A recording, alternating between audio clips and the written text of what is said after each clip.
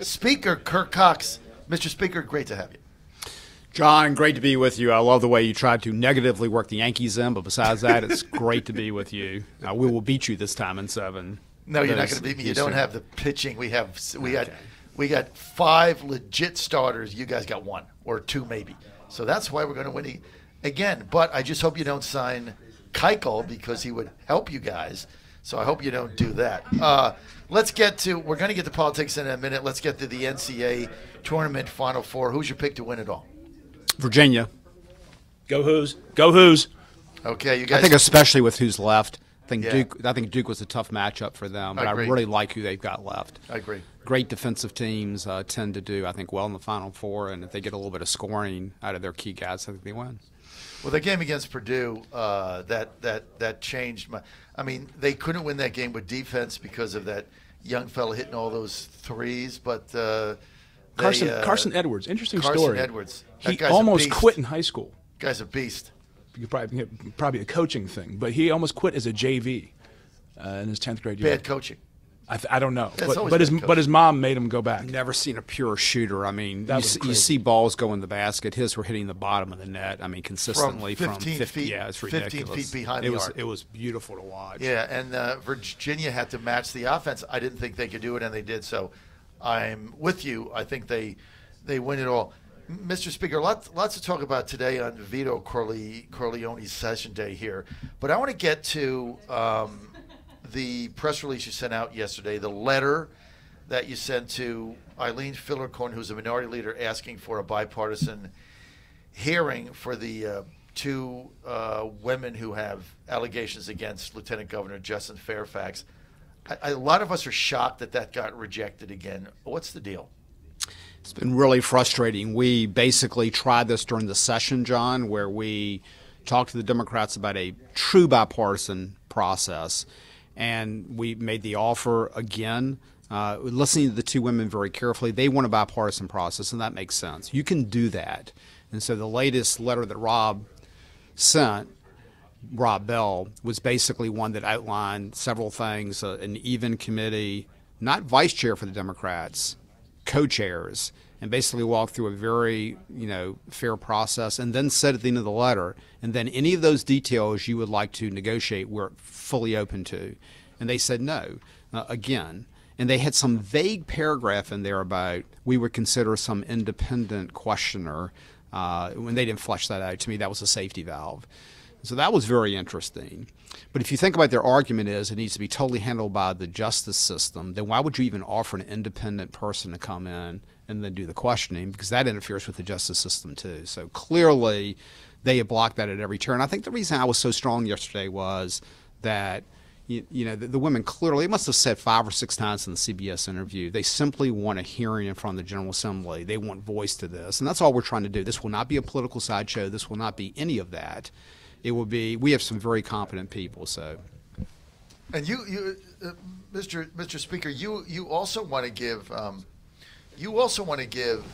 the lieutenant governor the opportunity to have due process, right? There's no question about that. I mean, I certainly, we all went through the Kavanaugh hearing, so I understand that, and we've always been very clear the lieutenant governor will come. The offer was for Democrats and Republicans to have the exact same time as far as questioning goes. The second day would be he can present whatever witnesses he wants to. So sure, I mean that's part of the process. I mean we want to make sure he has his due too, but he keeps hiding behind, frankly, the FBI, et cetera, which we know is not going to come into that case. And it's and the other thing I really want to emphasize is that we have an oversight function that we're very judicious with. We don't go crazy like Congress does. This is not an impeachment type. This is basically with our oversight function, which is very clearly in our rules, a very measured hearing that will allow, basically the testimony to be heard, and then we'll decide what to do. But I mean, this is not. We would be very, very careful with that. We know the responsibilities to go with that to be fair to everyone. So, Mr. Speaker, both women who have the allegations against Lieutenant Governor Justin Fairfax, both have come to you and said they want a hearing.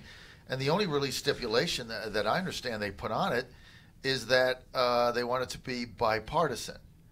And so you're unable to get your counterpart, Minority Leader Eileen Fillerkorn and the Democratic caucus in order to just go forward with that in a bipartisan way, and you've offered 5 and 5, 6 and 6, 7 and 7, whatever rules they want. You've turned it over to them.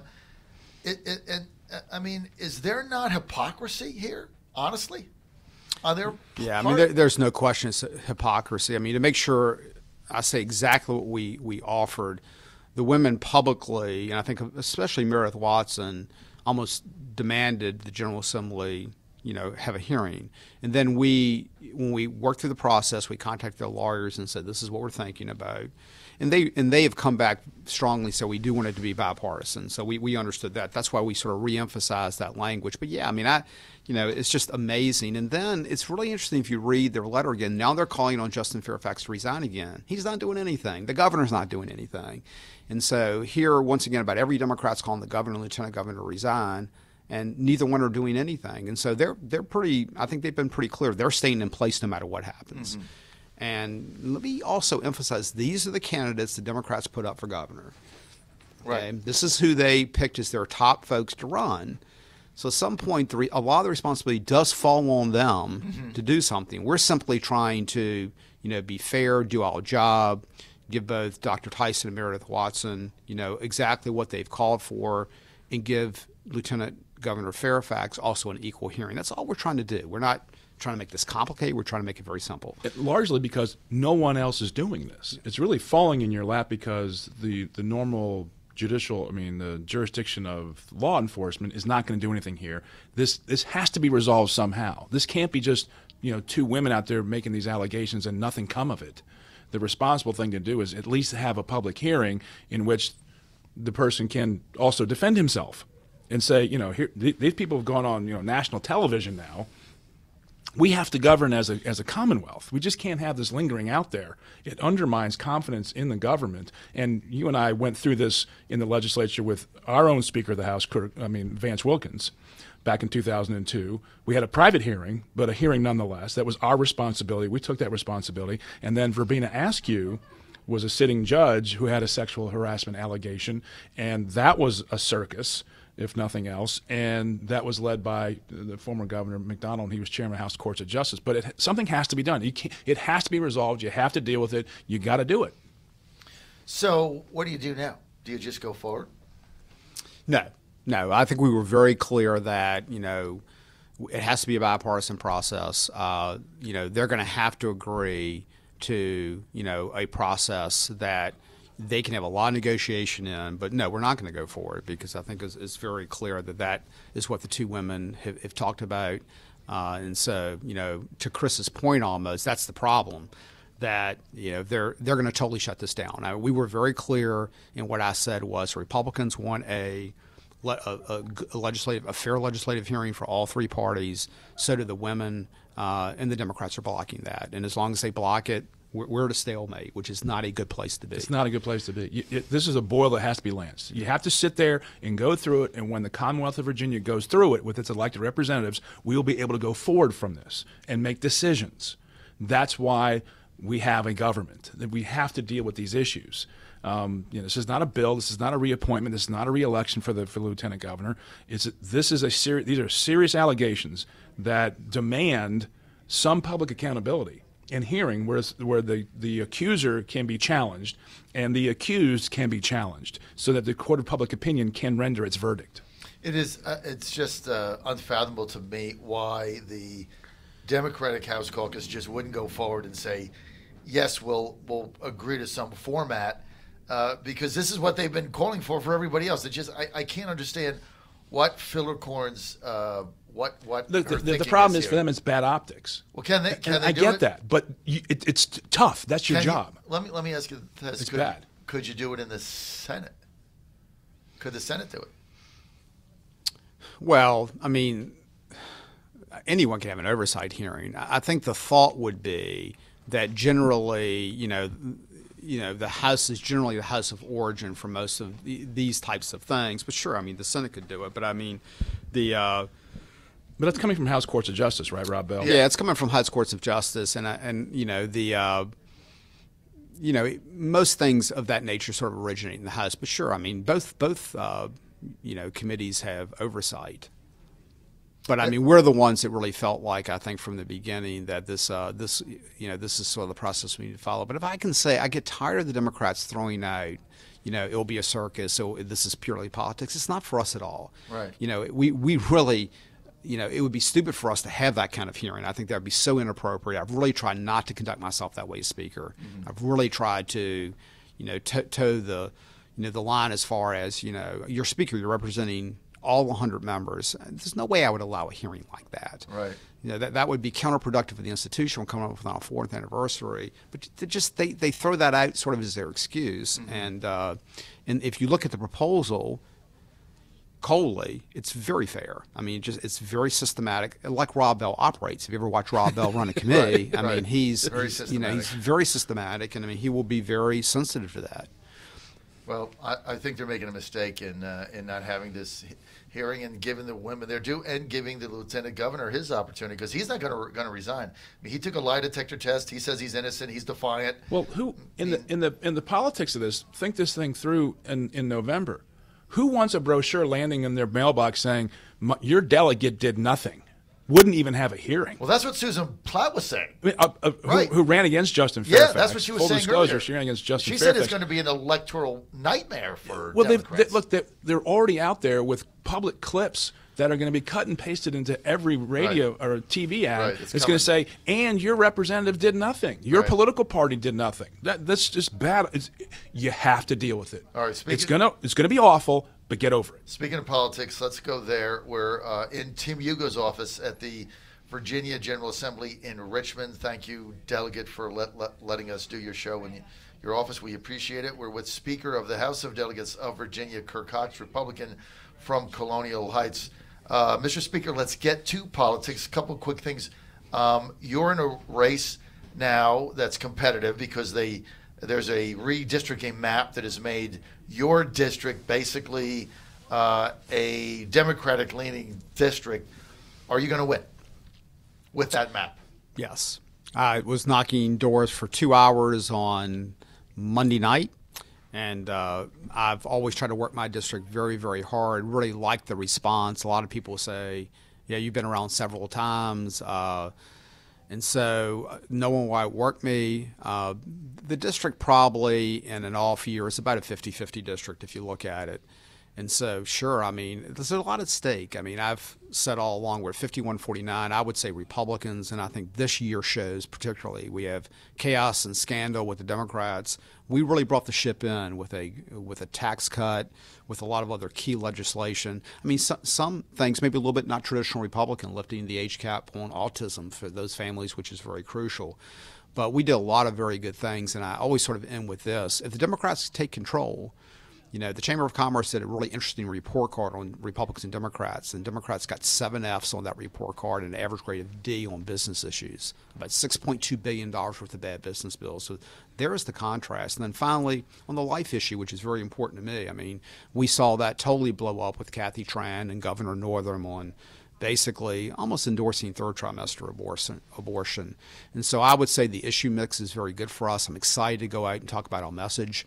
And so, yeah, I plan on winning. Very competitive guy, as you know from my Yankee Astro conversation with you. So, and you were a basketball coach, also like me, very different breed. But then again, to the point we just had on the Justin Fairfax situation, a challenger to an incumbent would be attacking him for not doing X or doing Y. He now has ammunition to go, but your party refused to do anything on this critical issue. I know that's gonna backfire. That's the counterpunch they don't want. Now, Mr. Speaker, do you still have that app? When we met, it was like 10 years ago we met, and this is when apps were first coming out, right? They were just out, and I think you had an Android. You showed me your app of your walk sequence. This was 10 years ago. Mm-hmm. He said, look, I got this app that we developed, and it shows me on which weekend where to knock on doors to my constituents. This is when you were didn't have any chance of not getting reelected as Republican district. And you told me back then, a decade ago, you said every single weekend I go out, except when I'm on vacation with my family, and I knock on doors to my constituents, stay in touch, and just hear what they have to say. I assume you've been doing that this whole time. I have, and that app's been improved. So let me tell you something really cool. So I knocked on this guy's door the other day, and I recognize him. And I look at my app. It's got my old notes that come up, and it says Pittsburgh Steeler fan and other things about him. And so I can go. He was just for a police officer, so I knew him, right. Good guy. So I go, well, what do you think about the Steelers next year? And so the app's that good. It has your old notes that will pop up. Right. And I've knocked enough where I knock neighborhoods over and over again. So the app's been really refined. So it's really cool now that you can and the nice thing is you can really connect with people because, if you see a veteran or whatever, I try to write them all letters back. Anybody's door I knock on, we write a letter, right. Whether they're home or not. Right. And try to put a lot of personal notes on what they believe. If immigration's a big issue for them, then we can directly talk about that. So, yeah, I mean, I've really worked at that. I enjoy that. That's my sort of my thing. I like knocking doors. It just makes you feel connected. There's nothing more you can do to get directly elected than that. I get nervous if I'm not knocking doors. That's a weird mentality because I really feel like, hey, my opponent might be out there doing that. I haven't heard whether she is or not. But so I when I'm nervous, I go knock doors. So the redistricting situation. I know that you're hoping that those maps get overturned. The one from Irvine, I don't think it is. But do you think with the new maps that you're going to be in a position to maintain your majority in the fall, or maybe expand it, even with the existing map? Yeah, we've argued that the old districts, which we thought were very fair, I won't go into. I've done that before. Right. The new map that the UC Berkeley professor, were very, targeted Chris Jones, myself, Barry Knight. And so it makes it tougher. I wouldn't say it would not. The good thing is Chris Jones, Barry Knight, and Kirk really are hard campaigners. And I would say that, we'll win. It'll be tougher. I would think that under that map, we still hold the majority. I don't think we pick up quite as many seats, but we still hold the majority. But I think it's probably 50-50. I was probably like you. I thought it was about 30%, and then sort of looking and going up and hearing the oral arguments, I think it's probably almost a coin toss which way they go. And don't forget, they could go with a hybrid. They could basically come back and say that some of these districts are really egregious. You need to fix those and then keep others. So it could go a lot of different ways, but I feel pretty confident. When do you expect a ruling? Probably, it's probably still late May, early June. I mean, yeah, I know. I mean, obviously, so their term ends around that time. But and there are two big issues quickly. I mean, once again, do we have standing to argue? And that argument I thought went particularly well. And then the second argument on the merits. Right. Well, either way, though, you're confident of maintaining control. Oh, I really am. I mean, it's we have a very good plan. We've recruited great candidates. Of our 10 main candidates, we have 2 great African American candidates, about 7 really good women. So we really matched those suburban districts very, very well. Our recruiting went great. So we have a lot of A+. And so to your point, there are other districts who were not affected by the redistricting case. We think we'll get some really good pickups. We'll get at least 1 pickup in Rico, 1 or 2 in Northern Virginia, and probably 1 at Virginia Beach. So that offsets maybe the 1 or 2 you might lose from redistricting. Well, what was really egregious about the map from the professor in Irvine is that he targeted the 3 most prolific fundraisers in the Republican House of Delegates caucus, yourself, Chris Jones, and Barry Knight, which I thought that was a tip-off right there that the maps were done for totally partisan reasons. Yeah, it was hard to draw the map that he drew. I laughed. There were some maps drawn in some of the special sessions by the Democrats and the ASO. No one drew me a map like that. Right. So he actually went beyond, I think, what the DNC would have done. So it was so blatant. He's the same one that drew the congressional lines in Virginia that, did sort of the same thing. Right, no doubt about it. So, I mean, for him to say with a straight face he didn't do that on purpose is just almost silly. We're almost out of time. I know you have to take off. Just very quickly, tell me about I-81, and are you going to get funding for that today, and how would that work?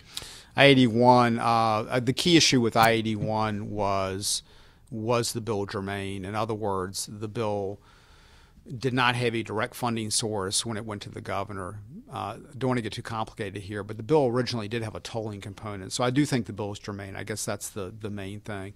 probably if the bill is ruled germane, which I plan on doing, my guess is that probably passes. It's hard to handicap these votes. And so basically the bill would have a little bit of a regional gas tax for that region, and then would have some statewide component and would fund a lot of those projects. So my guess would be it would pass. It'll be interesting to see how that vote comes down, but there will be a vote on that issue. I thought it was a close enough call. It's funny, when you're doing germaneness, it's like an umpire's balls and strikes. You just have to be fair. And so, it's we'll be voting on that today. But either way, all of the money raised will be targeted and kept just for that, right? Well, that's a good question. I mean, most of it is kept for 81. There is a piece actually that would fund some interstate projects in Northern Virginia and Richmond, because remember, it has a registration fee, it has a diesel tax fee, and then it has a regional component. Right. Most of the money will go to 81. It all has to go to transportation. That's just like 3202, which you talked about. So the bill basically goes away if it doesn't go for transportation. But there are some components of it that go to Northern Virginia and Richmond. Mr. Speaker, we're out of time. I know you've got a meeting at 9. You got to take off. Thank you, sir, for being with us. Thank you, Mr. Speaker.